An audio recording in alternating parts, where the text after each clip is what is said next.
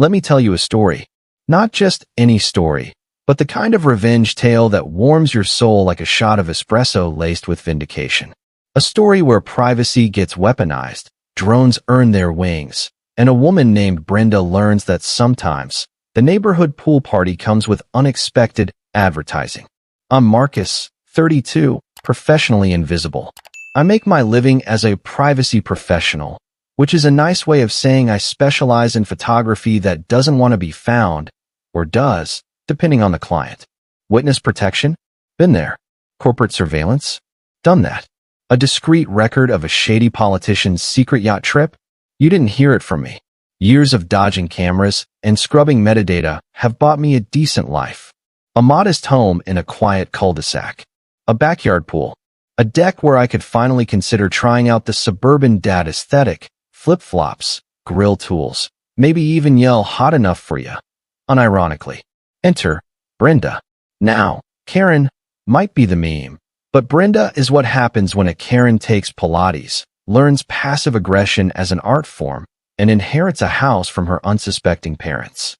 She's got bleach blonde hair that fights gravity with aggressive determination, nails that could open Amazon packages without a knife, and a laugh that sounds like a blender chewing marbles. It was 2 weeks after moving in when it began. I'm working from my home office, editing some particularly sensitive files, blurring faces, anonymizing license plates, when I hear a splash. Now, it's not a delicate, maybe a squirrel fell and splash. No, this is a Margaritaville just opened in your backyard splash. I look out the window, and there she is. Brenda, in a fluorescent pink bikini that could double as a highlighter, casually doing backstrokes in my pool. My brain short-circuits for a second. Maybe I'm in the wrong house. Maybe she's having some sort of episode that involves chlorine therapy. I step outside, cautiously optimistic that this is just a simple misunderstanding.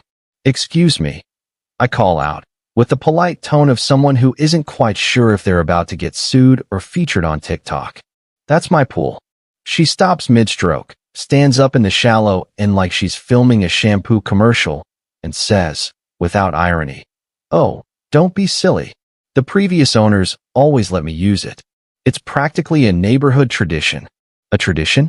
Like a block party or overcooked 4th of July hot dogs. I'd spoken to the previous owners, sweet old couple named the McCarthys, who mentioned zero about hosting aquatic trespassers. Well, I reply, smiling through gritted teeth. I'm the new owner, and I'd prefer to keep the pool private. Brenda's expression shifts so fast it gives me emotional whiplash. The smile vanishes, and in its place, pure, weaponized disappointment. Private, she repeats, as if I'd just kicked a puppy. That's incredibly selfish. What about community spirit? What about being neighborly? Right. Because nothing screams neighborly like unannounced synchronized swimming in someone else's yard. I get that this might be new, I say calmly, but I need you to respect the property lines. You can't just. I'm not hurting anything. She cuts in, arms spread dramatically like she's auditioning for a summer camp musical. It's just a pool. Are you really going to be that guy? Oh, that guy. The one who believes in fences, deeds, and the concept of no. Yes, I am, I reply. She climbs out slowly, in dramatic protest, like I've ruined her vacation in Ibiza. As she wraps herself in a towel the size of a beach tarp, she mutters something about antisocial newcomers and how the neighborhood used to be so friendly. I think that's the end of it. Oh, sweet, deluded Marcus. 3 days later, I hear the gate creak open, and I don't even need to look. I know it's Brenda. But I look anyway. She's back. But this time, she's brought equipment. There's the flamingo float the size of a compact car. A portable speaker already blaring top 40 hits. A plastic tray with 3 kinds of fruit and a bottle of tanning oil. And Brenda, confidently setting up shop like she's checking into this stolen oasis resort and spa. I walk outside. Again, Brenda. She turns around with that wide-eyed innocence only possible when someone's 100% guilty and 0% self-aware. "Oh, Marcus, I thought you were gone," she says, already halfway into the flamingo. "Figured I'd get a quick dip in while the pool wasn't being used." That's not how property works. I say, feeling like I've been dropped into an episode of some twisted real estate-themed sitcom. Don't be such a drama queen, she sighs, reclining like a Roman senator. It's just water. There's enough for everyone. There it is. That phrase. The one that would later inspire an entire marketing campaign and nearly get her on the news. But we'll get there. For now, I do what any self-respecting privacy professional would do. I pull out my phone and start documenting. Nothing invasive, just enough for the file. Because if Brenda wanted to play games in my backyard, she was about to find out I'm really good at watching people break the rules. What I didn't know then. This was just the warm-up act. Brenda, as it turned out, wasn't just a one-time pool invader. She was a serial swimmer. And as the days passed, her invasions became more elaborate, her excuses more absurd, and her audacity, well, let's just say it could have applied for state funding. It began with her alone, making unauthorized laps while humming what I can only assume was the soundtrack to Delusion, the musical. Then came Brenda plus accessories, sun hat, tanning mat, drink with a garnish so large it required its own zip code. One day I caught her setting up a beach umbrella, sticking it into the lawn as if she was claiming territory for Entitlement Queen 1. Then came the escalation. First, the floaties. A whole flotilla. The flamingo returned, now joined by a glitter-filled unicorn, an inflatable pizza slice, and what I think was supposed to be a floating mini-bar. She was transforming my backyard into an amusement park designed by someone whose primary design reference was Instagram influencer with poor impulse control. Then the guests arrived. It was a Wednesday. I was reviewing some drone footage for a client when I heard laughter, multiple laughs. I peeked out. Brenda had company. At least 4 other women, all dressed like they were attending a themed bachelorette party titled Poolside and Petty. They were drinking out of tumblers labeled Splash Squad, and I swear on all things chlorinated, one of them shouted, "This place is way nicer than Linda's." Linda, apparently, had boundaries. Lucky Linda. Each time I confronted Brenda, I got some new remix of her logic. "Oh, Marcus, I thought you were in your office all day. You wouldn't even notice." Or, my personal favorite, "Honestly, you should charge people. Like a little day resort. You'd make a killing." Yes, Brenda. I'm going to license my backyard like it's a spa and your Yelp's top reviewer. What could go wrong? By the second week of unauthorized dips, she was bringing snacks. Chips. Guacamole. Margaritas. She was living her best life, completely unafflicted by things like ownership, respect, or shame. It became clear I was not dealing with a rational human being. Brenda lived in a world where boundaries were myths and neighbor was a synonym for landlord, but with less legal power. The final straw? Saturday. I sleep in. Rare for me. I'm halfway into making coffee when I hear Pitbull. Not a dog. Pitbull. As in, Mr. Worldwide. The music is blasting, and I step onto the deck in my robe, blinking like I've time-traveled into a Cancun spring break. There are at least 8 people in my yard. Someone is manning my grill. A volleyball net stretches across the pool. There are coolers. There's a full charcuterie board. One guy is wearing a straw hat and dancing like he lost a bet. And Brenda? Oh, Brenda is reclining in my deck chair, giving orders like she's hosting the HOA's Wet and Wild Gala. I don't even speak. I just go back inside, pick up my phone, and call the one person I know who can turn petty irritation into profitable innovation. Jake Martinez. Jake and I go way back, college roommates. He was the guy who once built a motion-triggered confetti cannon for a dorm prank. Now, he runs Secure Space Solutions, a security systems company with a client list that includes wealthy weirdos, reclusive celebrities, and at least one eccentric goat farmer. Jake and I have collaborated over the years. He helps keep me off the grid. I help him test gear in real-world settings. I call him. "Jake," I say, "tell me you're free this weekend." "Marcus," he answers, voice groggy. "It's Saturday morning. Is someone dead or suing you?" "Better," I say. "I have a live case study for you. You're going to love it." And she's got a flamingo floatie. That's all it took. Within 30 minutes, we're video calling. I flip the camera, show him the backyard chaos in progress. His reaction is somewhere between horrified and hysterically delighted. Wait. She set up a snack bar with a 3-tier serving tray. She's trespassing and catering. Jake. She has a drink labeled Queen of the Pool. He practically collapses in laughter. When he recovers, he wipes his eyes and says, "Okay, I'm in. What's the plan?" I tell him, we bait her. I fake a weekend trip. Post pictures online of some fake cabin getaway. Loudly talk about being off-grid.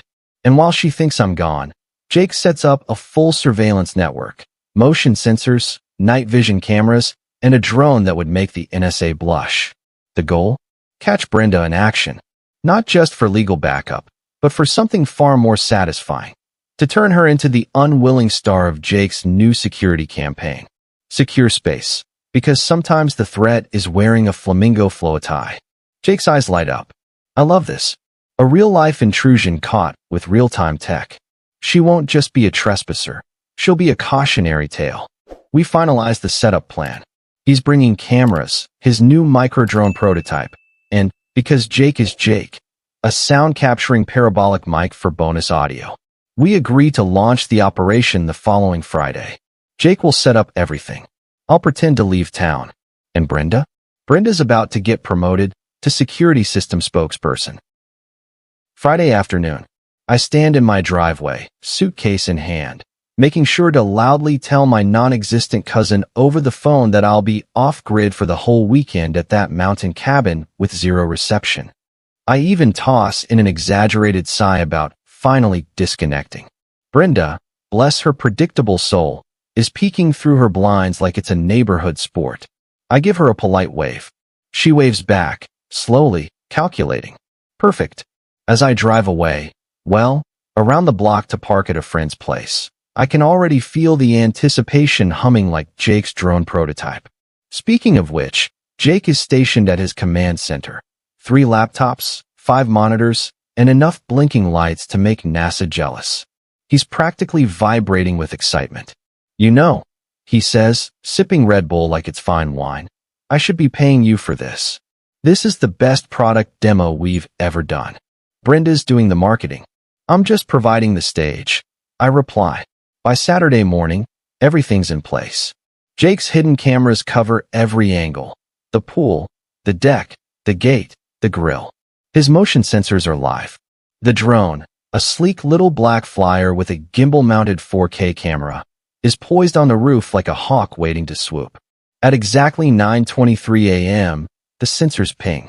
Brenda enters stage left. She sashays through the back gate like she owns the mortgage, dragging a cooler, 2 towels, and the world's largest inflatable unicorn.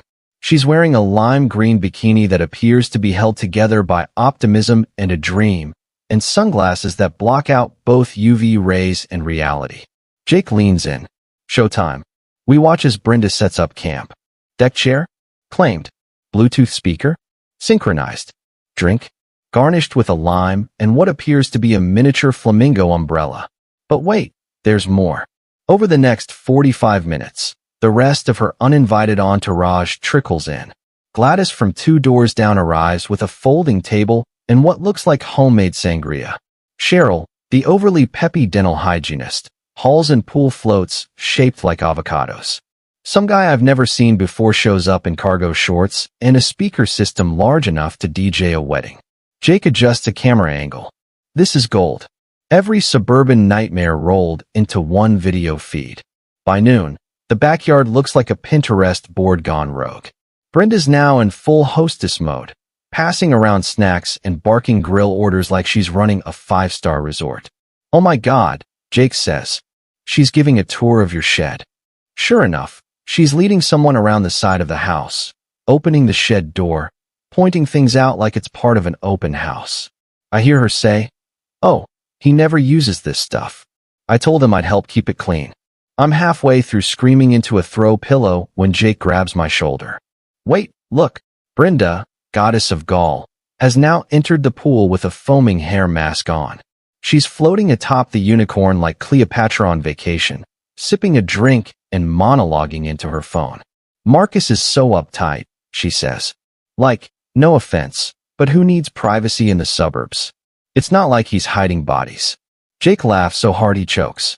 Marcus, She's narrating your villain origin story in real time. I snap a screenshot. Brenda, float drunk and smug, lounging like she's the poster child for what not to do in someone else's yard. That, my friend, is the money shot. Jake's already drafting ad copy. Say no to illegal intrusion. Secure your space. Protect your sanity. Powered by Secure Space Solutions. And because irony is delicious, we make sure Brenda's face is appropriately blurred in all promo materials. But her float, drink cup, swimsuit color, and distinctive tattoo of a dolphin doing a somersault? Oh, those remain untouched. Can't help it if the general public happens to recognize her by her own accessories. The party continues until 6 p.m., with Brenda and company eventually drifting off, leaving behind soggy towels, half-eaten fruit salad, and a deeply violated sense of decency. Someone's left a used bandage on my deck. The flamingo's eyes are deflated. It looks ashamed. Jake powers down the monitors. Phase 1. Complete, he says. Phase 2. I ask. Jake cracks his knuckles. Billboards. Sunday morning. While the rest of the neighborhood is doing yoga or aggressively ignoring their children, I'm sipping coffee and reviewing footage of Brenda using my grill like it was a wedding registry gift she forgot she never received. Jake's already edited together a highlight reel. It's got everything. Brenda entering through the gate like royalty, applying lotion like she's filming an infomercial, and making increasingly ridiculous statements like, he's not using the pool. It's like throwing away air. It's cinematic gold. Jake adds subtitles. I create a still image of Brenda, mid-float, drink in hand, eyes closed in undeserved bliss. In the background, my deck chair, my fence, my garden hose, everything unmistakably not hers. On Monday, Jake's marketing team goes to work. By Wednesday morning, it hits. Say no to illegal intrusion. Your property, your privacy, your choice. Secure Space Solutions.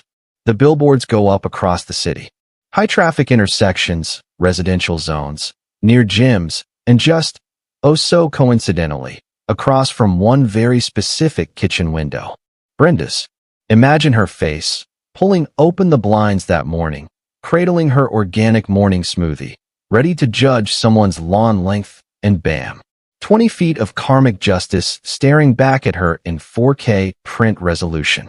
She's blurred, of course, but only just. The flamingo is there. The drink holder is unmistakable. Her initials, BK, are sparkling gold on her cup. Jake's phones start ringing. Homeowners. Real estate agents. One guy who claims his neighbor uses his hot tub at night without asking and wants the Brenda treatment. The campaign goes viral within 48 hours. A local Facebook group shares it with the caption, "This is what happens when HOA queens forget what fences are for." And then the local news picks it up. Channel 7's Jennifer Walsh, a reporter with the enthusiasm of a Labrador and the voice of a true crime narrator, shows up at my door. "We'd love to do a segment on home security. We're not naming anyone, just telling the story." I agree. On one condition, we don't show her face unblurred. I may love justice, but I'm not looking to end someone's life over a pool float. The segment airs Friday night. The footage rolls, Brenda and her squad in slow motion, diving, lounging, toasting. Jake gives an interview standing next to a server rack like he's about to drop an album. A legal expert comes on to discuss trespassing and the importance of surveillance laws. And then, the best part, the news anchors chuckle over the blurred footage, and one of them says, "You'd think she'd ask first." By Saturday, Brenda can't leave the house without being recognized. At Whole Foods, whispers. At the nail salon, side eyes and polite snorts. At yoga, an instructor publicly says, "Let's remember to respect everyone's space today." The flamingo float becomes a meme. Someone creates a parody Twitter account called at Backyard Baroness. Brenda deletes her Facebook. Temporarily. But karma isn't done yet. Because 2 days later, a new billboard goes up. Guess where? Right outside Brenda's favorite spa. Same ad. Same slogan. Same picture. Same flamingo. Still judging her. 3 weeks after the campaign launches, the unthinkable happens. A for sale sign appears in Brenda's yard. No announcement. No open house. Just a hastily planted stake in the lawn like it's trying to declare independence. Her house, once the scene of pop-up margarita bars and inflatable takeovers, now looks deserted. The blinds stay closed. The flamingo? Missing in action. Even Cheryl, who once declared Brenda's pool parties more relaxing than therapy, won't make eye contact on dog walks. It's a Tuesday afternoon when the moving truck arrives. I watch from my kitchen, sipping coffee with the contentment of someone who just watched karma install itself in the guest bedroom. Brenda stands on her porch, barking orders into a Bluetooth headset, surrounded by boxes labeled pool decor, glassware, and BK personal, do not stack. She never looks toward my house. Not once. But you can feel it, that deep, smoldering awareness that every direction she turns, someone might be watching. And not with envy. As the final box disappears, I glance one last time toward her garage. And that's when I see it. Left behind. Forgotten. Or maybe abandoned out of spite. The flamingo float. Deflated, crumpled in the corner like a defeated mascot. One eye half closed. Wings folded in shame. The symbol of her empire, now nothing more than a sad heap of pink rubber, left to rot in suburban purgatory. Later that evening, Jake shows up with champagne and a USB stick full of royalty numbers. Secure Space Solutions? Record sales. He's had to triple his staff. People are begging for the Marcus package. He even started offering optional flamingo-shaped motion detectors, limited edition. We sit on my deck, with a clean grill and a quiet pool, toasting the end of the great entitlement era. To creative solutions, Jake says. To boundary enforcement, I reply. And to Brenda, he adds, smirking. Wherever she ends up, may her next neighbor own a moat. We laugh. We drink. We joke about commissioning a bronze statue of the flamingo with a plaque that reads, lest we forget. But the best twist? Through the suburban grapevine, I hear that Brenda's new house, the one she paid a premium for in a rush to flee public shame, it doesn't have a pool. Apparently, she asked the realtor if neighbors would be open to sharing, and got a polite but firm, absolutely not. Poetic justice. Chlorinated karma. And as I finally enjoy a peaceful swim in my own backyard, uninterrupted, uninvaded, I glance toward the billboards still faintly visible from my property line. Because some reminders? You don't want to forget. Author's note. All security footage was handled in accordance with local privacy laws, and no actual Brendas were harmed in the making of this revenge story, just their egos and their ability to show their faces at the local Whole Foods. Thank you for being with us. Please share in the comments where you are watching from and whether you liked everything, and see you next time.